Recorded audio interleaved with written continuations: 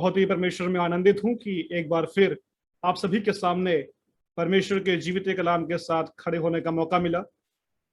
धन्यवाद करता हूं बहुत ही सुंदर आवाज में गीत गाए हुए परमेश्वर के सेवक का। परमेश्वर उनको बहुत आशीष करने पाए, प्रभु की बड़ी महिमा उनकी जिंदगी में होने पाए। मेरी यही दुआ है कि परमेश्वर आपको कई जगहों में इस्तेमाल करे और आपकी आवाज जो है कईयों के हृदयों में घुसे। जैसे बाइबल कहता है कि परमेश्वर के कलाम जीवित है, प्रबल है, सामर्थी है और किसी भी दोधारी तलवार से चोखा है, मांस मांस बूरे को भेद करके अंदर जाता है।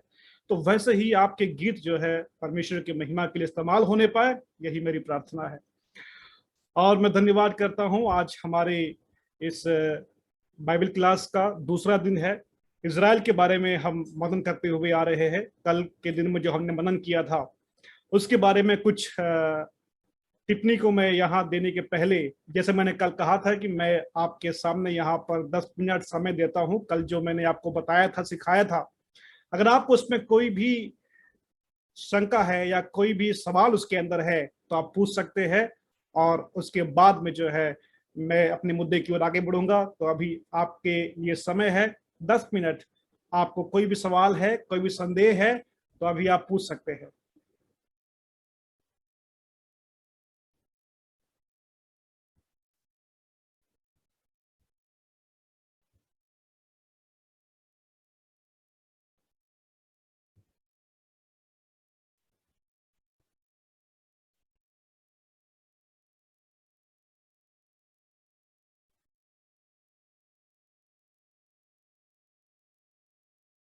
सब लोग शांत है, मेरे ख्याल से सभी लोगों को पढ़ने का मन है। सवाल बाद में पूछा जाएगा ऐसा सोच के बैठे हैं। अगर ऐसे ही आपकी मनसा है तो कोई बात नहीं, वैसे ही सही। तो आइए हम प्रभु के कलाम की ओर चलेंगे। तो कल जो मैंने आपको समझाया था उसी के अंदर से कुछ बातों को मैं आपको यहाँ बताऊंगा मैं, और फिर जो है नए टॉपिकों की हम आगे बढ़ेंगे हम। तो मैंने कल आपके सामने इज़राइल के बारे में जो बताया था उसमें इज़राइल का अर्थ क्या होता है बताया था। और मैंने आपसे कहा था कि इज़राइल का जो अर्थ है वो दो इब्रानी शब्दों का मिश्रण है, इसरा और एल। इसरा का मतलब युद्ध होता है और एल का मतलब परमेश्वर होता है, जिसका मतलब होता है परमेश्वर का युद्ध। जब इज़राइल याकूब को नाम दिया गया तो जो नाम होता है उसके अंदर एक बहुत बड़ी प्रकृति होती है, एक ऐसा नेचर होता है जो जीवन से भरा हुआ होता है। आज हमारे भारत में कई सारे लोग नाम देते हैं अपने बच्चों को, और नाम देने के पहले गूगल में देखते हैं, कई सारी किताबों को देखते हैं, अपने मित्रों से पूछते हैं भाई बताओ मेरे यहाँ लड़की हुई है, क्या नाम रखा जाए, लड़का हुआ है नाम क्या रखा जाए। तो क्या नाम देना होता है गड़बड़ी में होते हैं, बहुत ज्यादा उनको कंफ्यूजन होता है कि भाई क्या नाम रखा जाए। लेकिन इज़राइल के संबंध में ऐसा नहीं था। इज़राइल के संबंध में वो खास तौर से जो प्रकृति अपने बच्चों को देना चाहते हैं, जो नेचर, जो स्वभाव अपने बच्चों को देना चाहते हैं, या जो दर्शन उनके मन के अंदर है परमेश्वर के प्रति या समाज के प्रति, उस दर्शन को फलवंत करने के लिए विश्वास के द्वारा अपने बच्चों का नामकरण करते थे। ये बहुत बड़ी एक महत्वपूर्ण बात है। जैसे कि हम जानते हैं कि यीशु ने जब सीमोन को देखा तो यीशु कहता है कि तेरा नाम जो है पतरस होगा, तू कैफा कहलाएगा। तो सीमोन मतलब अस्थिर होता है, जिसका जीवन अस्थिर था, और कैफा मतलब जिसका जीवन स्थिर होने वाला है।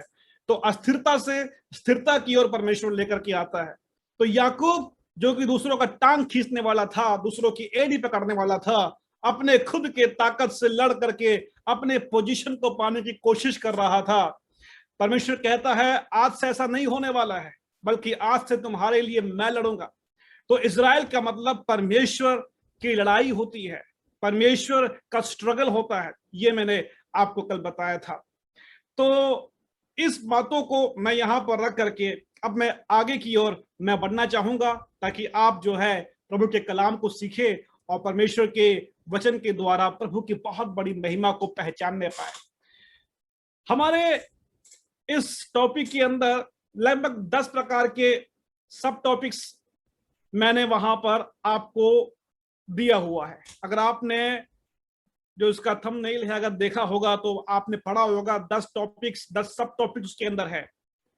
तो उस सारे टॉपिकों को 3 दिन के अंदर पढ़ा देना या प्रचार करना अनहोना है, इम्पॉसिबल है। लेकिन इम्पॉसिबल चीज को कैप्सूल के फॉर्मेट में आपको यहां पर खिलाया जा रहा है।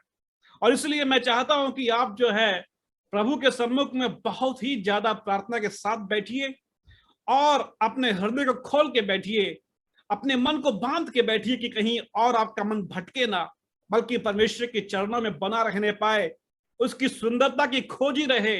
तब परमेश्वर आपके हृदय को भरेगा और आपको वो बातें, वो गहराई आपको दिखाएगा जो आप चाहते हैं देखना। तो चलिए, इज़राइल का निर्माण, द मेकिंग ऑफ इज़राइल, मैं आपको बताऊंगा। The making of Israel, Israel का निर्माण जो है, ये सब टॉपिक में है। ये क्या है इज़राइल के निर्माण से संबंध? इज़राइल का निर्माण, इज़राइल के निर्माण उसकी बनाने की प्रक्रिया से है। प्रभु ने उसको किस प्रकार से तैयार किया, उसके ऊपर यह विषय आधारित है।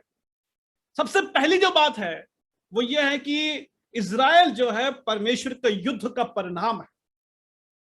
प्रभु के युद्ध ने ही इज़राइल को प्रकट किया है। परमेश्वर की लड़ाई ने ही इज़राइल को समूह के सामने खड़ा किया है। और अगर प्रभु उनके लिए ना लड़ता तो इज़राइल जो है सम्मुख में नहीं आ पाता, सामने नहीं आ पाता। तो इज़राइल का निर्माण प्रभु के युद्ध से हुआ है। जैसे बाइबल कहता है, युद्ध तो यहोवा का है। जहां जहां इज़राइल फंसा, प्रभु उसके लिए खड़ा हुआ और परमेश्वर ने उसके लिए युद्ध को लड़ा, संग्राम को किया और उन्हें अपने कंधों पर बैठा के, जैसे उकाब के पंखों में उन्हें उठा करके प्रभु लेके चलता है।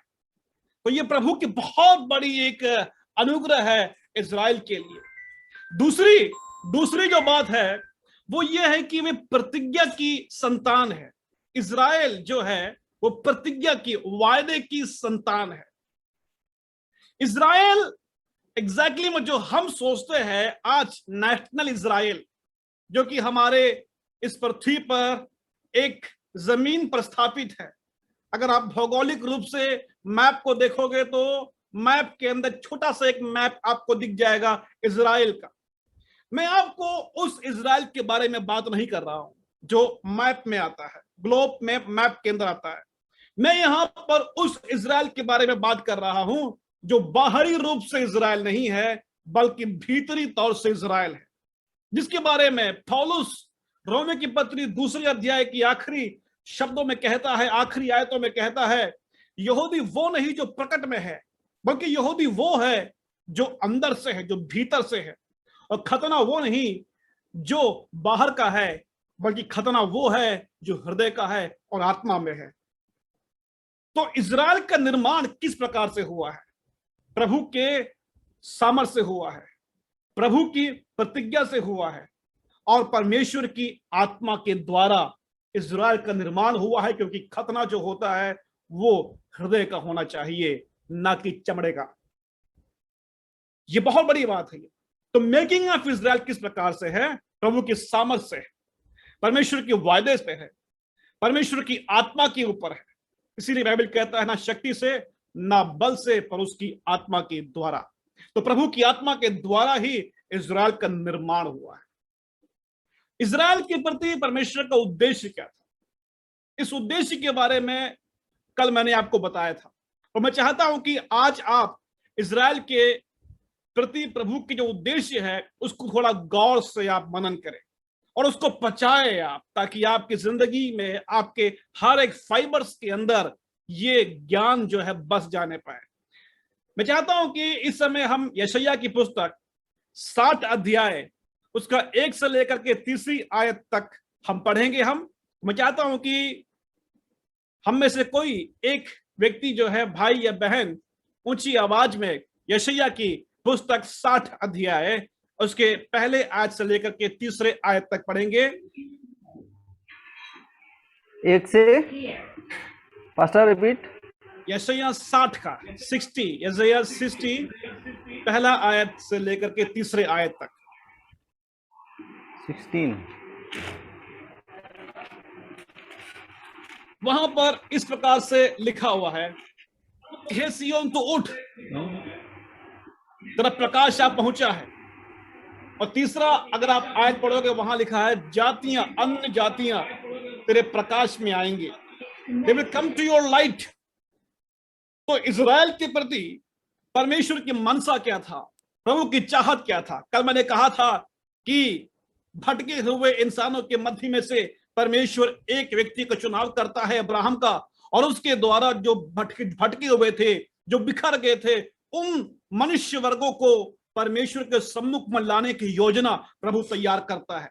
जहां पर मानव जाति प्रभु के खिलाफ पे बलवा कर रहे होते हैं, वहीं पर परमेश्वर मानव जाति को बचाने के लिए अपने योजना को बना रहा होता है। और इजराइल के प्रति जो योजना है वो दुनिया में सबसे बड़ा देश बनने के लिए नहीं है, या फिर नंबर 1 होने के लिए नहीं है। आप प्रभु में हो तो आप नंबर 1 हो जाओगे, विश्वास करने वाले हो तो आप आगे बढ़ोगे, प्रभु आपकी सहायता करेगा। लेकिन आपका आगे बढ़ना आपके लिए नहीं है, एक खास मकसद को पूरा करने के लिए है। जो बड़ा होता है छोटों को संभालने के लिए होता है, जो अमीर बनता है गरीबों को थामने के लिए होता है। तो ऐसी स्थिति इजराइल में भी लागू होती है। इसीलिए यहां पर यशायाह 60 में जो परमेश्वर का उद्देश्य है बताया जा रहा है, उठ प्रकाशमान हो सिय्योन, तुम्हारा प्रकाश आ पहुंचा है। और तीसरा आयत कहता है कि तुम्हारे प्रकाश में जातियां, देश देश के लोग जो है आने पाएंगे। और इसी बात से मिलती जुलती हुई एक और आयत है, और मैं चाहूंगा कि आप उसको पढ़ेंगे। यशायाह 58 अध्याय का 58 का 8वां आयत है। वहां भी हम इसी बातों को देखते हैं, जिसमें इजराइल से कहा कि जब तू उपवास करे तो ढंग से उपवास किया कर, सही उपवास किया कर, क्योंकि सही उपवास जब करोगे तुम तो तुम्हारी ज्योति जो है चमकेगी सूरज के समान। तो प्रभु की चाहत यह थी कि इजराइल चमके। प्रभु की चाहत यह थी कि इजराइल के द्वारा भूमंडल के सारे कुल आशीष पाने पाए। प्रभु की यह मनसा थी कि इजराइल जो है अंधेरे को दूर करे अन्य जातियों का। प्रभु यह चाहता था कि इजराइल गवाह बने, गवाही दे परमेश्वर के बारे में, यहोवा के नाम को ऊंचा करे। यह प्रभु की चाहत थी, प्रभु की यह मर्जी थी। लेकिन अफसोस की बात यह हुआ कि इजराइल अपने उद्देश्य में बुरी तरह से नाकामयाब हो गया। परमेश्वर ने उसको जो भी ज्ञान दिया, जो भी वचन दिया, व्यवस्था दिया, चमत्कारों का भंडार उन लोगों को दिया, अपनी महिमा से उनको अवगत कराया, भविष्यवक्ताओं को भेजा, दर्शनों का बखान करवाया, एक के बाद एक अनोखे दर्शनों को दिया। इन सब के होने के बावजूद में भी इजराइल जो है अपने लक्ष्य से चूक गया, अपने उद्देश्य को पा नहीं पाया। और ऐसे समय में यीशु मसीह इस पृथ्वी पर पैदा होते हैं। ऐसे समय में जब हर जगह पर नाकामयाबी का आलम फैला हुआ था, हमारा प्रभु यीशु मसीह इस पृथ्वी पर आता है। और उसके आने के पश्चात में एक बात हमें साफ दिखाई पड़ने लगती है, जो कल मैंने आपसे बताया था, इजराइल बनाम इजराइल। Israel versus Israel. जब टीम खड़ी होती है आपस में विरोध में, जैसे इंडिया वर्स पाकिस्तान या फिर ऑस्ट्रेलिया वर्स श्रीलंका, तो वर्स लगाते हैं, बनाम होता है। तो उसी प्रकार से जब यीशु मसीह आए तो इजराइल के अंदर दो इजराइल प्रकट होकर के एब्सोल्यूट तरीके से बाहर दिखाई पड़ने लगे। और इसीलिए इस बात को अगर मैं और आप समझ जाते हैं तो एग्जैक्टली में इजराइल क्या है हम सही तरीके से जान जाएंगे। आज कई लोग भटके हुए हैं, आज कई लोग जो है बाइबल की बातों से हट कर करके वो दूसरों की शब्दों को ध्यान दे रहे हैं। बहुत ध्यान से सुनिएगा आप यहां मेरी बातों को। बाइबल कहता है कि जब तक वचन बोला नहीं जाएगा तब तक लोग सुनेंगे कैसे, और जब तक सुनेंगे नहीं तो विश्वास कैसे करेंगे। तो विश्वास कैसे होता है? वचन के द्वारा होता है। तो जो वचन आप सुनते हो वो आप में विश्वास के रूप में बैठता है, विश्वास की तरह समा जाता है जो सुनते हो आप। और सुनना बहुत जरूरी है, लेकिन सुनने के साथ साथ में परखना भी बहुत जरूरी है। अगर आप बिना परखे खा गए, बिना परखे आपने उसको ग्रहण कर लिया, तो अगर वो वचन निगेटिव है, नकारात्मक ऊर्जा से भरा हुआ है, तो वो आपको नुकसान पहुंचाएगा। खाना खाते हैं तो हम भी परख के खाते हैं कि बासी है या अच्छा है, खराब हुआ है नहीं हुआ है। जो मिल जाए सब अगर हम गटक जाए तो कैसा रहेगा माहौल हमारे लिए? भाई तबाही हो सकती है, जिंदगी हमारी बर्बाद हो सकती है। तो उसी प्रकार से जो वचन आप खाते हो, जो वचन सुनते हो, ये बहुत जरूरी है कि आप उसे परखो पहले कि वो वाकई में आपके खाने लायक है या नहीं है। तो आज की दुनिया में ऐसे ऐसे लोग खड़े हो चुके हैं, मैं उनको बहुत मोहब्बत करता हूं, मैं उनका आदर करता हूं, मैं उनके खिलाफ में नहीं हूं, और मैं खिलाफ में किसी के बोलना चाहता भी नहीं हूं। मैं तो सिर्फ प्रभु की मोहब्बत का कह सकता हूं एक दास हूं, सेवक हूं बस। और मेरी यही चाहत है कि मैं सबको प्रेम करूं, सबके साथ रहूं और सबका आदर करूं। मैं तो मेरे प्रचार से किसी को नुकसान नहीं पहुंचे, यही मेरी चाहत, यही मेरी प्रार्थना है। तो कोई कृपया करके बुरा नहीं मानिएगा, क्योंकि मेरे प्रियो, मेरे अजीजों, मैं आपसे प्रेम करता हूं यीशु मसीह के नाम से। तो मुझे आप थोड़ा सह लीजिए, मोहब्बत में बस मुझे आप अपना लीजिए, और मैं चाहता हूं कि हम एक साथ यात्रा करें कलाम की ओर, सुंदरता की ओर, मसीह के दिल की ओर। हालेलुया। तो बाइबल में दो तरह के इजराइल सामने आते हैं। रोमे की पत्री 9 अध्याय अगर आप निकालेंगे, उसके 6वें आयत से अगर आप पढ़ेंगे 7वें आयत तक, तो वहां पर पौलुस इस प्रकार से कहते हैं कि इजराइल के वंश होने पर भी सारे लोग इजरायली नहीं है। यह बात बहुत ही मायने रखती है। इजराइल के वंश है, इजराइल के खून है, लेकिन फिर भी इजरायली नहीं है। तो दो तरह के इजराइल सामने आ गए। अब्राहम की संतान है, लेकिन फिर भी वे परमेश्वर के संतान नहीं है। तो अब्राहम के खून की संतान होने के बावजूद भी परमेश्वर के संतान नहीं बन पा रहे हैं। इजराइल की वंश होने के बावजूद भी एग्जैक्ट इजराइल नहीं बन पा रहे हैं। तो मतलब क्या है? दो तरह का इजराइल यहां पर बिल्कुल साफ तरीके से इस कलाम में हमारे सामने यहां पर आ गया। मैं आपके लिए अब मैं जो वचन कह रहा हूं, आप इसको ध्यान से पढ़िएगा। अगर आप पढ़ना नहीं चाहते हैं तो कम से कम लिख कर रखिएगा कि प्रचार खत्म होने के बाद में आप इस बात को पढ़ो और परखो कि मैंने जो बोला है वो सही है या गलत है। गलातियों की पत्री 4 अध्याय का 29वां आयत अगर आप पढ़ोगे, मैं फिर से रिपीट कर रहा हूं, गलातियों की पत्री 4 अध्याय का 29 वाक्य से अगर आप पढ़ोगे, तो वहां पर इस प्रकार से लिख के रखा है कि शारीरिक संतान और प्रतिज्ञा की संतान, ये दो संतान है।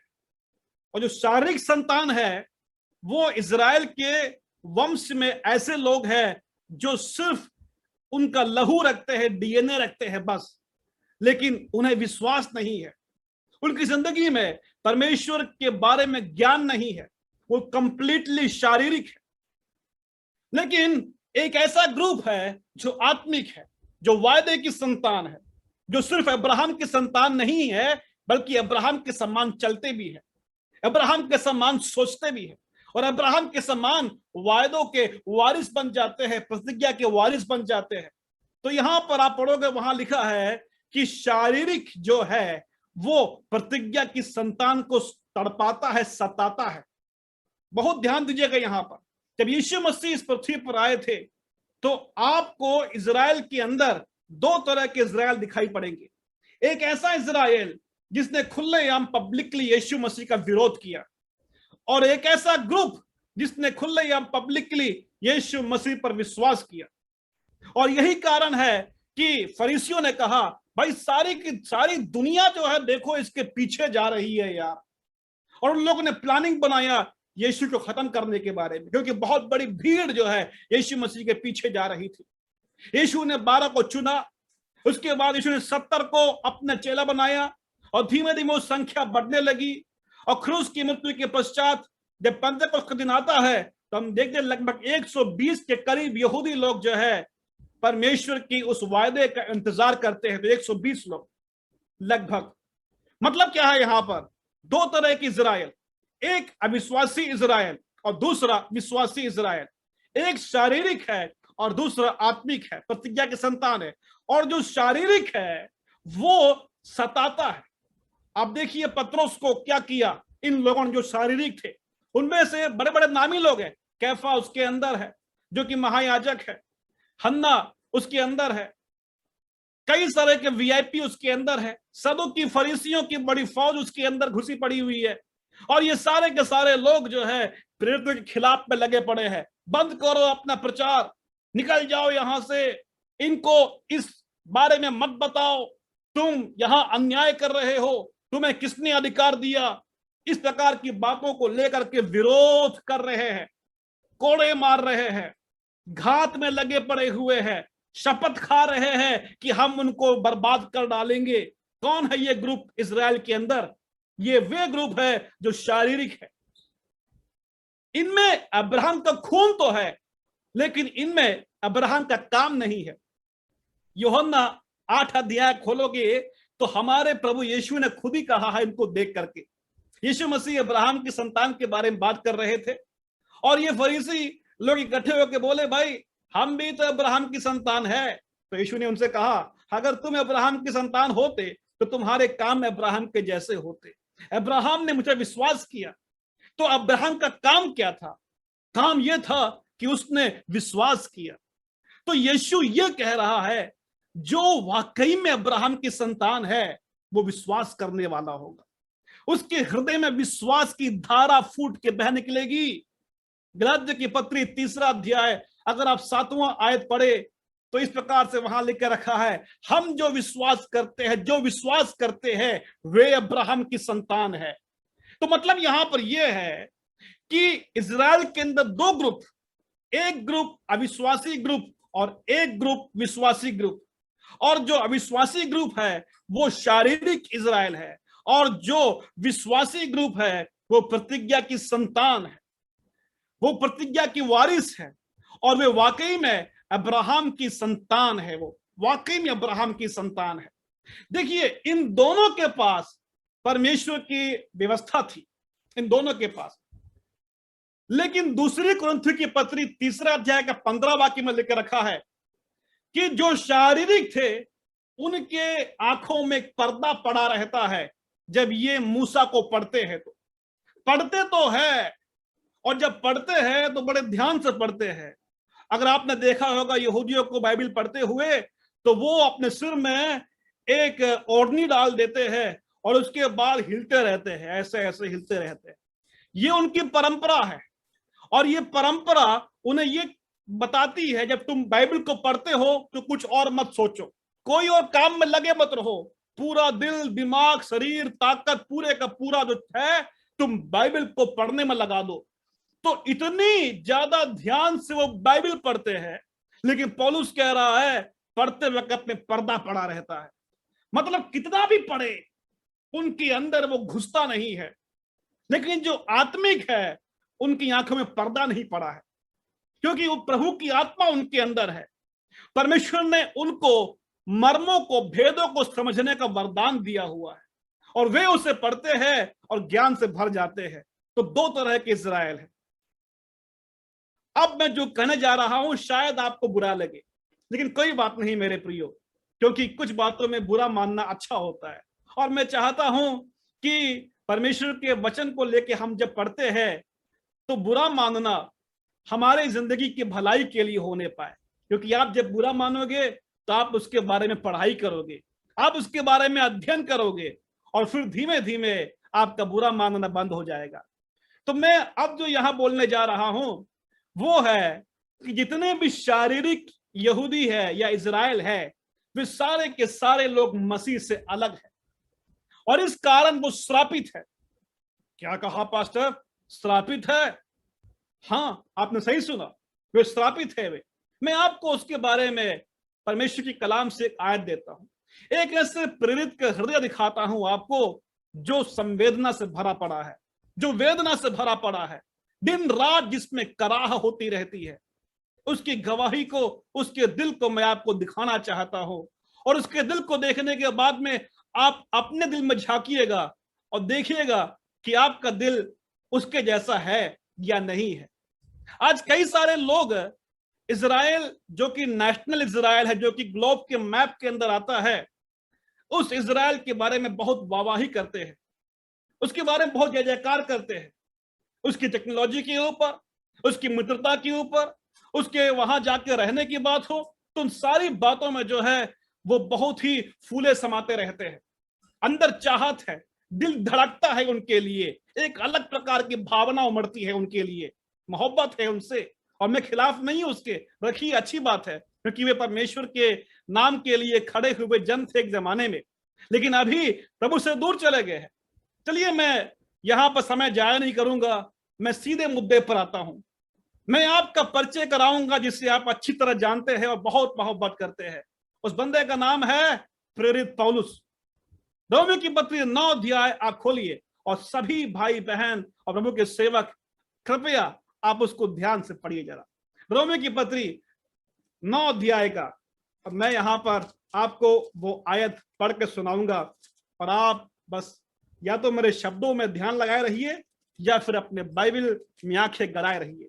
कोई भी काम करिए, लेकिन ध्यान रखना कि आपका मन कहीं और ना भटके। तो रोमियो की पत्री 9 अध्याय, प्रेरित पौलुस अपने भावना के सैलाब को छोड़ रहा है। जिसने अब तक अपने सैलाब को पकड़ा हुआ था, अब वो उसको रिलीज कर रहा है, दुख को बयां कर रहा है।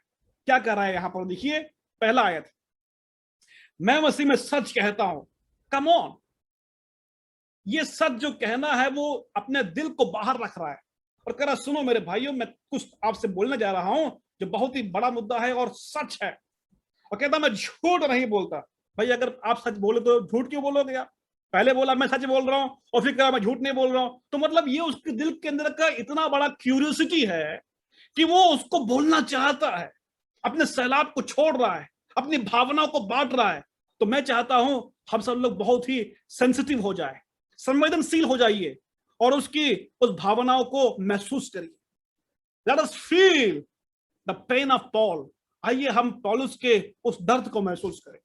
पौलुस यहां कहता है, मैं झूठ नहीं बोल रहा, मेरा विवेक भी पवित्र आत्मा में गवाही देता है कि मुझे बड़ा शोक है और मेरा मन सदा दुखता रहता है, क्योंकि मैं यहां तक चाहता था कि अपने भाइयों के लिए जो शरीर के भाव से मेरे कुटुंबी है, सुना आपने, शरीर के भाव से, शारीरिक मतलब जो अविश्वासी है, शरीर के भाव से मेरे कुटुंबी है, स्वयं ही मसीह से स्थापित हो जाता, स्वयं ही मसीह से स्थापित हो जाता।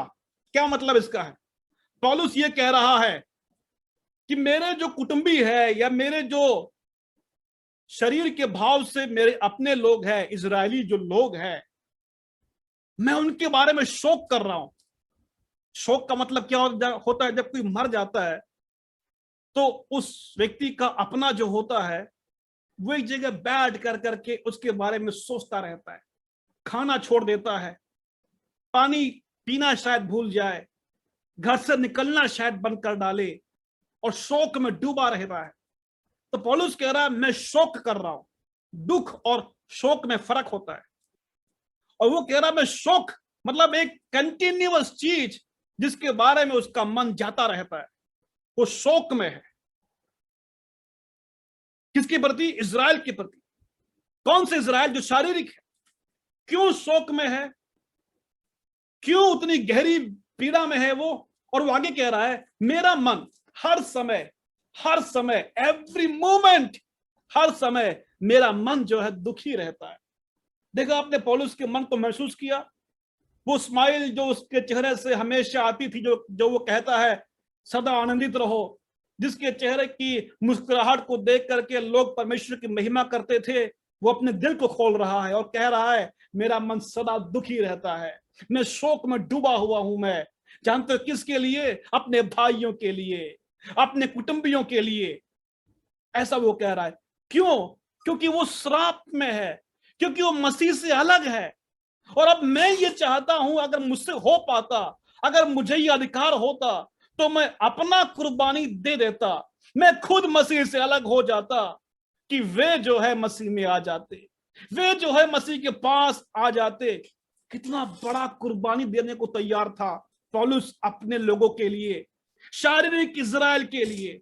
जब मैं इस आयत को पढ़ा तो मुझे बड़ा अजीब लगा। मुझे क्या अजीब लगा? मुझे आज के जो मसीही है, जो पंतेकुस्ती है, वे लोग इजराइल के मंदिर बनाने के लिए डोनेशन करेंगे, वे लोग इजराइल को मिसाइल खरीदने के लिए डोनेशन करेंगे, वे लोग इजराइल के तरक्की के लिए कुछ भी करेंगे, प्रार्थना करेंगे। अगर युद्ध हो रहा है तो भैया उपवास कर लेंगे कि इजराइल की जीत हो जाए।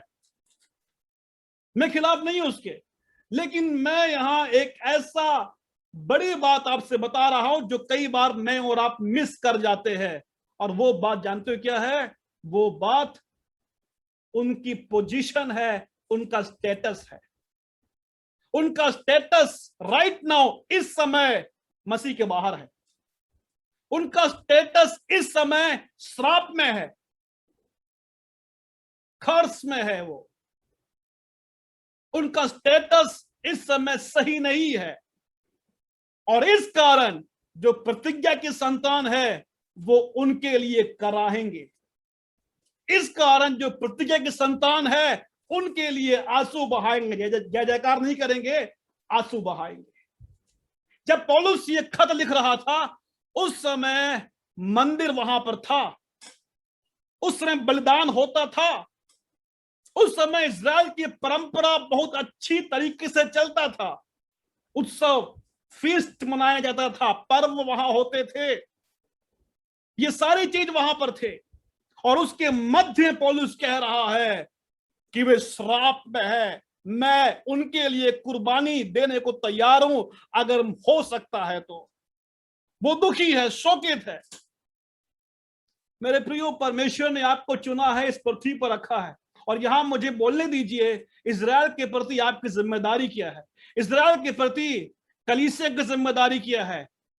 आप इस समय जो भी करते हैं वो सारी की सारी बातें इज़राइल की भलाई के लिए है या नहीं है। मेरी जिंदगी में मैं ये सोचता हूं, अगर मुझे इज़राइल की शांति की प्रार्थना करनी है तो वो जमीन में आकर के बिल्कुल शांत रहे, ये नहीं करना है प्रार्थना। अगर मैं ये प्रार्थना करूं परमेश्वर फलस्तीनियों से, वहां के जो अरेबियन कंट्रीज है उन सब से जो है उनको बचा कर रखना, अगर मैं ये प्रार्थना करूं शांति के बारे में, तो वो नहीं है सही शांति। मेरे प्रियो, सच्ची शांति तो यीशु मसीह में ही है। यीशु कहता है मैं तुम्हें अपनी शांति देकर जाता हूं, संसार वो शांति नहीं दे सकता है। और हम में से कई सारे मसीही है जो इज़राइल की शांति की बाट जो रहे, उस शांति की बाट जो पल भर में राख हो सकती है। अरे पौलुस के दिल को देखो, झांक के देखो, और झांक के देख करके मेरे प्रियो, मेरे भाइयों, मेरे बहनों, आपकी आंखों से आंसू आए इज़राइल को देख करके, उनके स्टेटस को देख करके, उनकी पोजीशन को देख करके कि वो मसीह में नहीं है, मसीह के बाहर है। आपका दिल फटने पाए, आपकी आंखें से आंसू बहने पाए, आपका दिल टूटे, और आपकी आवाज जो है जय जयकार जो करती है इज़राइल के लिए थमने पाए, और थम कर करके आपके मुंह से प्रार्थना निकले, और वो प्रार्थना ये होने पाए कि प्रभु कैसे भी हो वो उद्धार में आने पाए, यीशु मसीह तेरे नाम को पहचानने वाले बन जाने पाए, प्रभु तेरे हुजूरी में वो उपस्थित होने वाले बन जाए, उनकी आंखें खोल दे परमेश्वर, उनसे तू बात कर परमेश्वर, वे मन फिराने पाए प्रभु। ये प्रार्थना होनी चाहिए। इज़राइल बनाम इज़राइल, जो शारीरिक इज़राइल है वो प्रताड़ित करती है, लेकिन जो आत्मिक इज़राइल है उनके लिए प्रार्थना करता है। बोलो हालेलुया। अपने हाथ उठा करके जोर से बोलिए हालेलुया। आज के कलीसिया, आज के जो यहूदी है, जो विश्वास में है, आप जानते हैं उनकी क्या चाहत है? जो पौलुस की चाहत है वही उनकी चाहत है। वो प्रार्थना करते हैं, इज़राइल में बड़ा स्टेडियम लेकर के वहां पर उनके लिए उपवास करते हैं, प्रार्थना करते हैं कि भाई जो शारीरिक यहूदी है, इज़राइली है, वो प्रभु यीशु मसीह में आ जाए। वो उपवास करते हैं, वो प्रभु के नाम का प्रचार हर जगह करते हैं। क्यों? क्योंकि शारीरिक जो इज़राइली है वो कैसे भी हो उद्धार में आ जाए, वो यही चाहते हैं। यीशु मसीह ने कई बार इज़राइलियों को डांटा, फरीसियों को कारेत की संतान बोला, सर्प की संतान बोला, यीशु मसीह ने खूब डांटा उन लोगों को। लेकिन जिसको उसने डांटा, कुछ देर के बाद में उसी लोगों के लिए किनारे में जाकर के आंसू बहाता है। कफरनहूम को देख करके वो रोया, यरूशलेम को देखकर रोया, कहता जैसे मुर्गी अपने बच्चों को अपने पंखों में संभालती है, वैसे ही मैंने चाहा तुमको संभालना, लेकिन तुम ना आए, तुम ना आए। और वहां पर यीशु रोया, वहां पर यीशु की भावना फूट पड़ी। जानते हो यीशु मसीह के अंदर तड़प थी कि वो उद्धार में आए, कि वो मसीह को स्वीकार करे, लेकिन बहु संख्या ने यीशु को स्वीकार नहीं किया। यीशु के दुख को महसूस किया आपने? जब वो क्रूस पर मरने वाला था, उसके पहले मत्ती 23 में कहता है, अब से जब तक तुम ये नहीं कहोगे कि जो प्रभु के नाम से कहता धन्य है, तब तक तुम मुझे नहीं देखोगे। तो यीशु कहता है, भाई तुम मुझे धन्य कहो। यीशु की चाहत है ये, धन्य कहो। और पौलुस रो रहा है, शोक में है, दुखी है, और हम यहां बैठ करके ढोलक बजा रहे हैं, इजराइल की जय जयकार कर रहे हैं। मैं कहता हूं उपवास करो मेरे प्रियो, ये है रिस्पॉन्सिबिलिटी चर्च की, जो हमें करना चाहिए, लेकिन हम कर कुछ और रहे हैं। सही ट्रैक में हमें आना है और सही शांति के लिए प्रार्थना करना है, सच्ची शांति के लिए प्रार्थना करना है। ओके, चलिए, मुझे लगता है कि आप इस बात को समझ गए होंगे, इसलिए ज्यादा इसको दबाना सही नहीं है। मैं आगे बढ़ता हूं। मैं इजराइल बनाम इजराइल, एक के पास राजकीय पद नहीं है और दूसरे के पास वो पद है। जो शारीरिक इजराइल है उनके पास राजकीय पद, याजक का पद नहीं है, और जो आत्मिक इजराइल है उनके पास याजक का पद है। मैं एक वायदे के ऊपर आपकी आंखें लेके आऊंगा और आप उसे देख के पढ़े, और पढ़ने के बाद में नए नियम में से आपको मैं एक आयत दूंगा, उसको पढ़ेंगे, आप उसको तुलना करेंगे, आपको मालूम पड़ेगा यार एक वायदा था और एक यहां पूरा हो रहा है। कौन सा वायदा था? निर्गमन की पुस्तक 19 अध्याय, उसका 5 और 6 वाक्य अगर आप पढ़ोगे तो वहां पर इस प्रकार से लिख के रखा है, परमेश्वर कहता है कि मैं तुम्हें राजकीय पदधारी याजक बनाऊंगा, पवित्र प्रजा तुम कहलाओगे अगर तुम इन बातों को सुनोगे। तो वहां पर जो भी वायदे हैं वो फ्यूचरिस्टिक है, भविष्य में होने वाली बातें हैं वे। मैं तुमको बनाऊंगा, तुम बन जाओगे राज्य की पदधारी, द किंगडम ऑफ प्रीस्ट बताया गया है। और यह वायदा पूरा कहां हुआ? कब उनकी जिंदगी में यह वायदा पूरा हुआ? चलिए मैं आपको यहां जो बताता हूं उस चीज को थोड़ा सा ध्यान दीजिएगा, क्योंकि बहुत लोग इन बातों को समझ नहीं पाते। राज्य की पदधारी याजक का मतलब क्या होता है? राज्य की पदधारी जो याजक होता है, राज्य की पदधारी, द किंगडम ऑफ प्रीस्ट, जिसको बताया कि याजकों का समाज। तो जो इजराइल है वो याजकों का समाज। व्यवस्था के आने के पहले इजराइल के अंदर हर गोत्रों में याजक थे, लेकिन व्यवस्थाओं के आने के बाद में सिर्फ लेवी गोत्र में से याजक हुए। उसका कारण था, कारण क्या था? कि उन लोगों ने बछड़े को बनाया और उसकी आराधना किया। और जब मूसा कहता है कौन है यहोवा की ओर, सिर्फ लेवी गोत्र से लोग खड़े हुए। और इस कारण प्रभु कहता है क्योंकि वे खड़े हुए मेरे लिए, इसलिए वे मेरे याजक अब से कहलाएंगे और वे मेरी सेवा करेंगे, मेरे पास आने पाएंगे। बाकी लोगों का जो अधिकार था उसको निष्कासित कर दिया गया। तो व्यवस्था के आने के पहले, इजराइल के पाप करने के पहले, सारे गोत्रों में से जो मुखिया होता था वो याजक भी था। क्योंकि जिस समय इजराइल मिस्र से बाहर निकल रहा था और आखिरी विपत्ति जब वहां पर जा रही थी, तो मेमने का वध सिर्फ याजक ने नहीं किया, बल्कि सारे घरों में मेमने का वध किया गया, मेमने का बलिदान किया गया। मतलब यह है कि सारे के सारे घर के अंदर जो मुखिया होता है वो याजक था, उसके अंदर वो अधिकार था, लेकिन पाप के कारण हटा दिया गया। लेकिन वो चीज रिवर्स होगा। वो रिवर्स कब होगा? वो रिवर्स तब होगा जब मसीह आएगा, क्योंकि मसीह के पावर और मसीह के वचन उस चीज को रिस्टोर करेगा। और यही कारण है कि पहली पत्रुस की पत्री 2 अध्याय का 9वां आयत अगर आप देख के पढ़ोगे तो पत्रुस जो है अपनी पत्री में ऐसे लोग जो यहूदियों से विश्वास में आए हैं उनको खत लिख रहा है। तो जो पहली पत्रुस की जो पत्री है वो विश्वासी यहूदियों को लिखा गया खत है। क्योंकि पत्रुस कौन था? पत्रुस यहूदियों का प्रेरित था। तो यहूदियों का प्रेरित होने के कारण वो यहूदियों को खत लिख रहा है, विश्वासी यहूदियों को। एक बात है इस पत्र के अंदर जिसको शायद हम में से कई लोग कहे भैया ये तो अन्य जातियों के लिए भी लिखा गया होगा।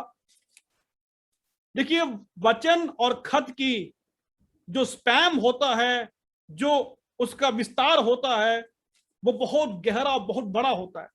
वो किसी को भी अपने मुंह में ले सकता है, किसी को भी छू सकता है। जो उसको पढ़ रहा है उससे वो बात कर सकता है, तो वो हर एक के लिए है। लेकिन फर्स्ट हैंड जो ऑडियंस थे वो यहूदी थे। जैसे कि हम जानते हैं कि जब प्रभु अब्राहम से बात कर रहा था तो ऑडियंस कौन था? अब्राहम था। लेकिन हम उसकी बातों को लेके बोलते हैं प्रभु ने मुझसे बात किया। ठीक वैसे ही पतरस की पत्री सबसे बात कर सकता है, लेकिन फर्स्ट हैंड ऑडियंस जो है वो विश्वास में आए हुए यहूदी थे। इसीलिए पतरस कहता है हमारे बाप दादों से जो चला आ रहा है चाल चलन, उससे तुम्हारी जो उद्धार हुआ है सोने चांदी से नहीं हुआ है, मेमने के बहुमूल्य लहू से हुआ। तो बाप दादे किसके थे? इजरायली के थे। तो चाल चलन से आजादी कैसे मिली? यीशु मसीह के द्वारा मिली।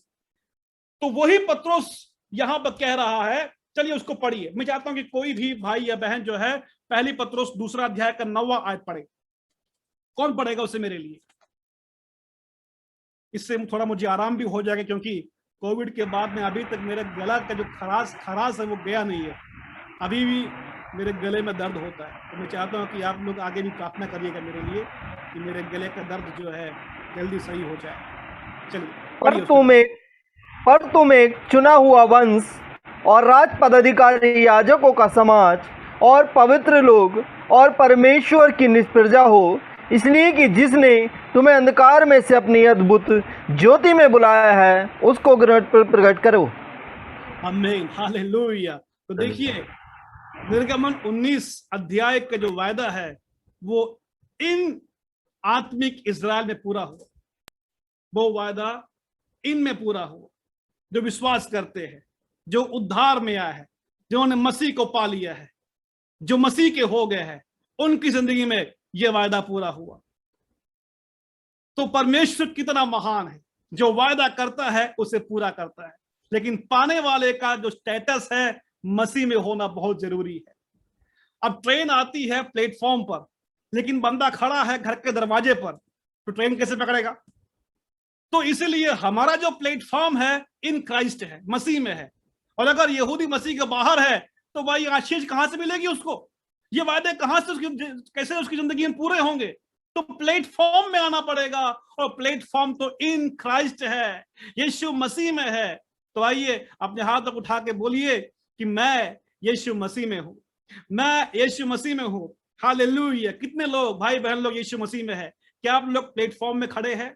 क्या आप लोग प्लेटफॉर्म के बाहर हैं? कहां पर हो आप लोग?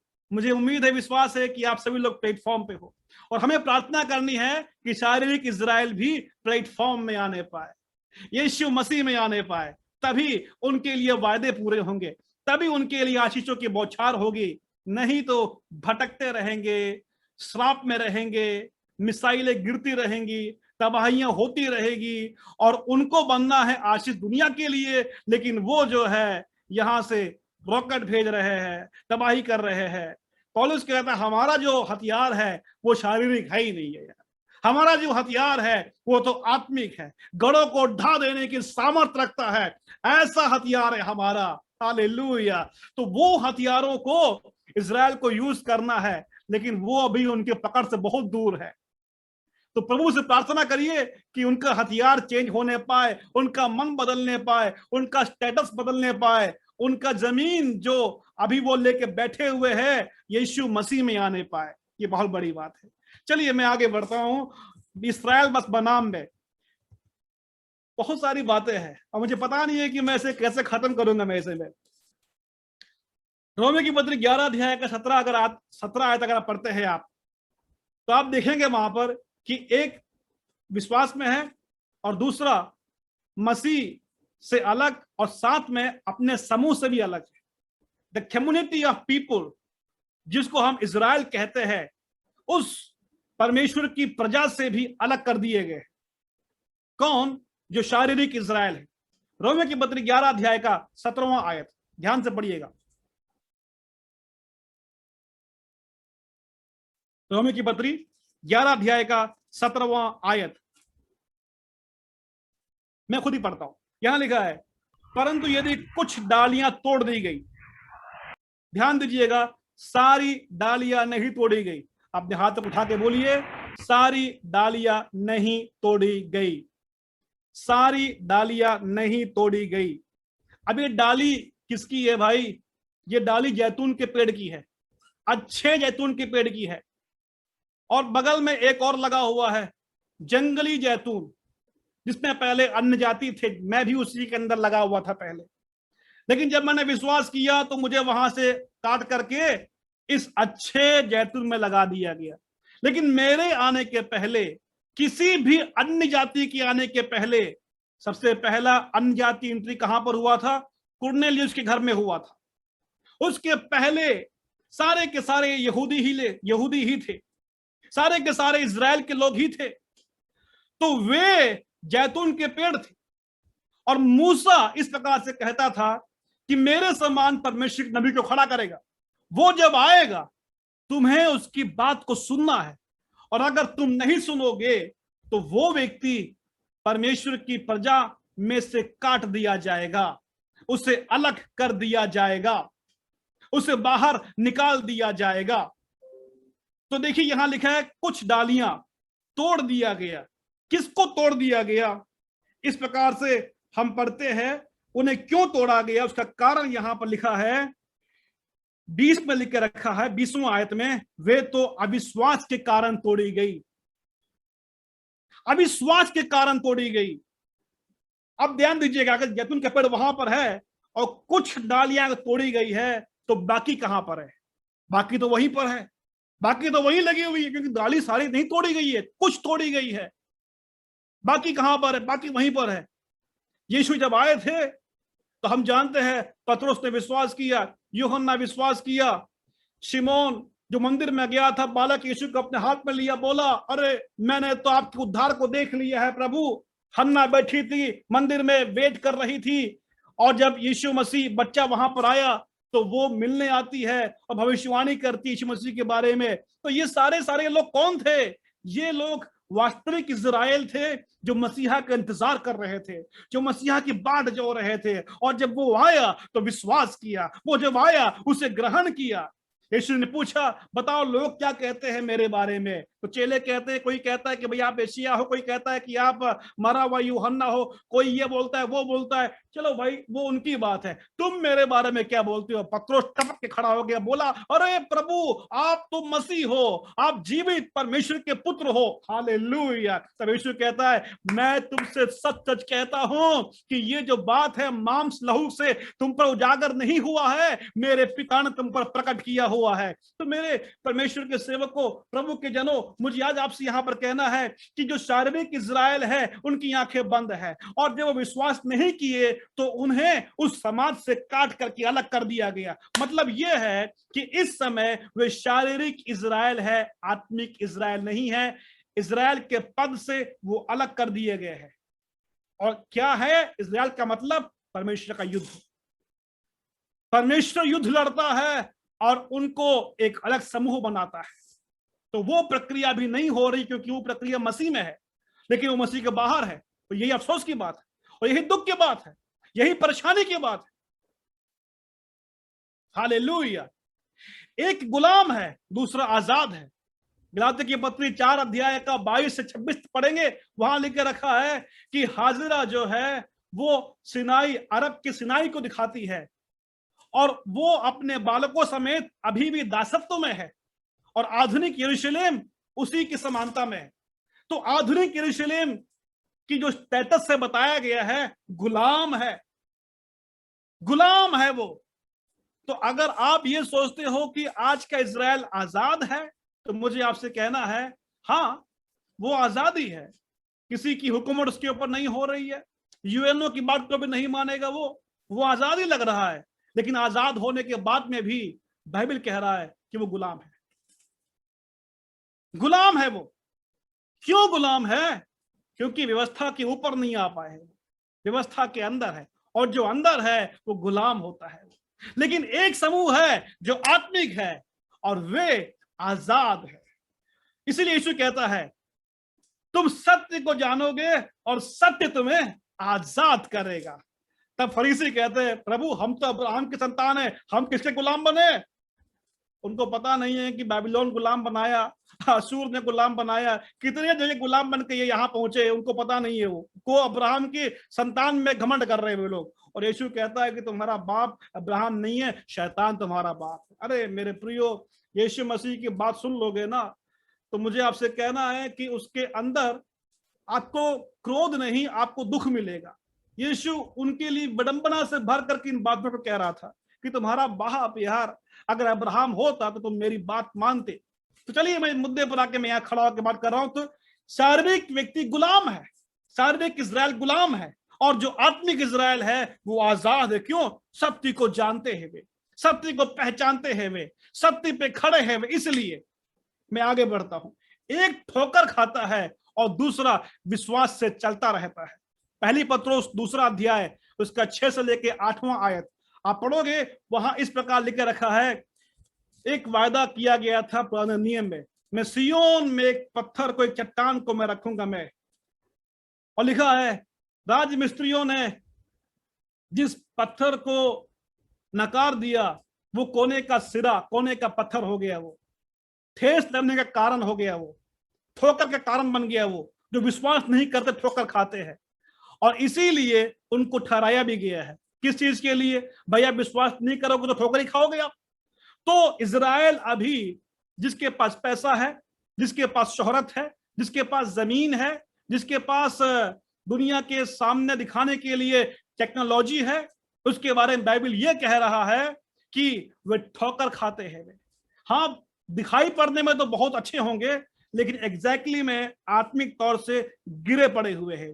लेकिन जो आत्मिक इजराइल है वो विश्वास से चलता रहता है। पौलुस कहता है हम रूप को देख कर नहीं चलते हैं, हम विश्वास से चलते हैं। जोर से बोलिए हालेलुया।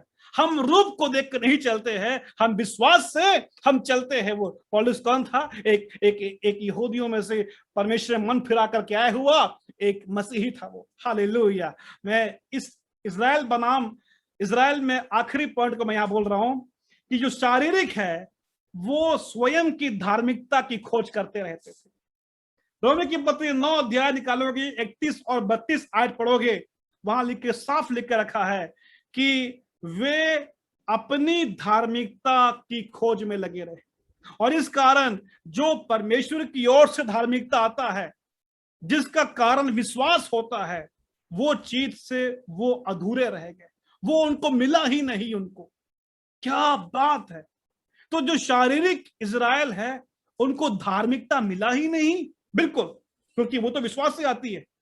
और परमेश्वर की बाइबल कहता है कि बिना विश्वास के परमेश्वर को प्रसन्न करना अनहोना है। और लिस्ट दिया गया है, शुरुआत हुई है हाबिल से, और उसके अंदर सारे के सारे इजरायली भी आ गए, दाऊद भी आ गया उसके अंदर सारे भविष्यवक्ता भी उसके अंदर आ गए, और ये सब इजरायली है। और पौलुस कह रहा है बिना विश्वास के प्रसन्न करना अनहोना है। और ये शारीरिक इजराइल बिना विश्वास के यहोवा के पीछे चलने की कोशिश कर रहे हैं, अपने व्यवस्था की बातों को पूरा करके धर्मी बनने की कोशिश कर रहे हैं, लेकिन ऐसा नहीं होने वाला है। मेरे प्यारे भाइयों बहनों, आप जब देखते हो इजराइल को तो आपकी फीलिंग कैसी होती है? बताइए मुझे। आपके अंदर दुख उमड़ता है या आपके अंदर अहंकार उमड़ता है?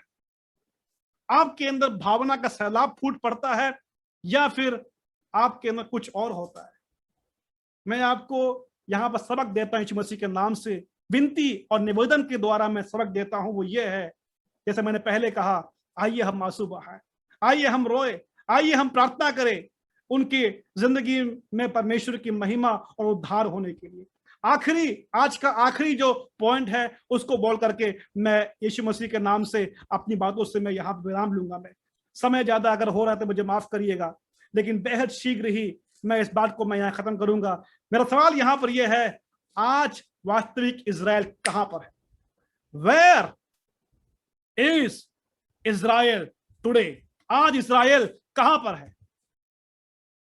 जवाब, पृथ्वी के मध्य जमीन पे है, जिसको हम यरूशलेम और इजराइल कहते हैं, जहां पर गाजा ने हमला किया था, उस जगह पर है इजराइल?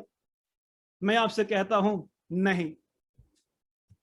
सच्चा इज़राइल वहां पर नहीं है। फिर सच्चा इज़राइल किस जगह पर है? सच्चा इज़राइल कहां पर है? सच्चा इज़राइल बाइबल के अंदर अपनी पहचान को बताता है। नंबर 1, वे अपने जैतून में है। वे अपने जैतून में है, और जैतून अच्छा जैतून, और वो परमेश्वर की उपस्थिति में है और परमेश्वर के जनों के साथ में है। अगर आपको पढ़ना है रोमियो 11 का 17, रोमियो 11 का 25 आप लेके पढ़ सकते हैं। और इसके साथ में एक वचन है जो मैं आपको यहां पर पढ़ाऊंगा, वो है गलातियों की पत्री 3 अध्याय का 24वां आयत। आप लेंगे, आप उसको पढ़िए जरा, देखिए वहां पर इस प्रकार से लिखकर रखा है कि व्यवस्था जो होती है वो एक व्यक्ति को प्रभु के पास लाने के लिए शिक्षक था। तो व्यवस्था का जो टास्क था यीशु मसीह के पास लाके खड़ा करना था। 3 अध्याय का 24वां वाक्य, वो व्यवस्था के द्वारा सुरक्षित यीशु मसीह के पास ला दिए गए। कौन? जो आत्मिक इज़राइल है। लेकिन जो शारीरिक है वो भटक रहे हैं, और जो आत्मिक इज़राइल है वो कहां पर आ गए हैं? यीशु मसीह में आ गए हैं। 3 का 24, रोमियो 10 का 4, रोमियो 3 का 31, ये साफ वहां पर लिखकर रखा है। तो कहां पर है ये? क्या ये जमीन पर है? नहीं। ये कहां पर है? ये अपने जैतून में है। ये कहां पर है? ये मसीह में है। ये कहां पर है? ये एफएससी की पत्री 2 अध्याय का 18वां आयत, पौलुस कहता है हम दोनों की पहुंच एक ही आत्मा के द्वारा परमेश्वर पिता के पास हुई है। तो कहां पहुंचे हैं ये? परमेश्वर पिता के पास पहुंचे हैं ये। तो कहां पर है ये? परमेश्वर पिता के पास में है ये। हालेलुया, जोर से बोलिए हालेलुया। तो ये कहां पर है? ये परमेश्वर पिता के पास है। देखिएगा, ये जमीन में नहीं है, ये चाहे दुनिया में कहीं पर भी हो, किसी भी जगह पर हो, चाहे पहाड़ पर हो, चाहे ये गुफा में बैठे हो, चाहे ये सुरंग में बैठे हो, चाहे ये भारत में हो या इजराइल में, चाहे जहां पर भी हो, इनका लोकेशन कहां पर है? इनका लोकेशन जैतून में है, इनका लोकेशन यीशु मसीह में है, इनका लोकेशन परमेश्वर पिता के पास में है। ये कहां पर है? इब्रानी की पत्री 12 अध्याय का 18 और 22 वाक्य, पौलुस कहता है तुम सिनाई पहाड़ के पास नहीं आए हो तो जलता रहता है, बल्कि तुम सियोन पहाड़ के पास आए हो। इब्रानी के पत्र लिखा गया था यहूदियों के लिए, क्योंकि सारी बातें व्यवस्था के लिए है, बलिदान के बारे में बताया गया है। ये सारी चीजें यहूदियों के समझाने के लिए लिखा गया है। और अगर ऐसा है तो पौलुस कहता है तुम कहां पर आए हो? तुम सियोन के पहाड़ के पास आए हो, जहां पर परमेश्वर है, जहां पर लाखों स्वर्गीय दूत है, जहां पर पहिलौठों की सभा है, जहां पर परमेश्वर का सिंहासन है, जहां पर मध्यस्थ यीशु मसीह है, और जहां पर नए नियम का वाचा का लहू जो हाबिल के लहू से उत्तम गुणकारी बातें करता है, वहां पर तुम आ गए हो। तो वास्तविक इज़राइल कहां पर है? अगर आप दूरबीन लगाकर देखोगे भैया लैंड में है कि नहीं है, वहां पर आपको वे विश्वासी मिलेंगे जो आत्मिक है, लेकिन उनका भरोसा लैंड से भी ज्यादा, जमीन से भी ज्यादा मसीह में है। उनका भरोसा सियोन के पहाड़ पर है, उनका भरोसा क्रूस पर है, उनका भरोसा अपने परमेश्वर के वायदों पर है जो मसीह की आने में पूरा होने वाला है। हालेलुया। तो आइए अपनी आंखें बंद करें, हम प्रभु से प्रार्थना करेंगे, परमेश्वर के सामने इस मुद्दों को रखें और हम प्रार्थना करें। मेरा आज का जो विषय जो मैं यहाँ पर आपके सामने दबाव डाल के यहाँ आपके हृदय में भेज रहा हूं वो यही है कि पौलुस के समान आप शोकित हो जाइए, आप दुखी हो जाइए, और जो इजरायली आज यीशु से अलग है उनके लिए प्रार्थना करिए। आज आप प्रार्थना करने वाले हो तो मेरा ये निवेदन है कि इजराइल की सच्ची शांति के लिए प्रार्थना करिए, और वो शांति मिसाइल का विराम नहीं है, वो शांति पाप से हट करके यीशु मसीह में आके विश्राम है। मैं फिर से कहता हूं वो यीशु मसीह में विश्राम है, वो मिसाइल का विराम नहीं है, यीशु मसीह में विश्राम है। आइए हम प्रार्थना करें। धन्यवाद परमेश्वर, हालेलुया। स्वर्गीय पिता परमेश्वर, धन्यवाद करते खुदाबंद आज के सुंदर समय के लिए, आज जो कलाम हमने सुना, ध्यान किया, मैं जानता हूं परमेश्वर की ये बातें बहुत जल्दी से मैंने बताई है, प्रचार की है। तेरे बच्चे खुदाबंद उनकी समझने की क्षमता और उनके अंदर कंसीविंग पावर को आपने दिया है प्रभु, और उसके द्वारा जो ने सीखा है, ग्रहण किया है, ये इनके अंदर रहे और इस बातों को मनन करे और एक सच्चा हृदय पनप करके आए इजरायलियों के लिए, और एक सच्चे हृदय और वास्तविक मन की गवाही के कारण खुदाबंद ये अपने मसीही मोहब्बत के कारण इजरायलियों के लिए सच्ची प्रार्थना करने वाले बने। परमेश्वर उनकी उद्धार की कामना करे, इजराइल की शांति के बाद जो है परमेश्वर, धन्यवाद हो कि आप ऐसा करें खुदाबंद। मैं इन सबको यीशु के नाम से ब्रश करता हूं परमेश्वर, आदर महिमा आप लीजिए, यीशु मसीह के नाम से प्रार्थना का मांगता हूं मैं, आमीन, hallelujah, praise God, thank you very much.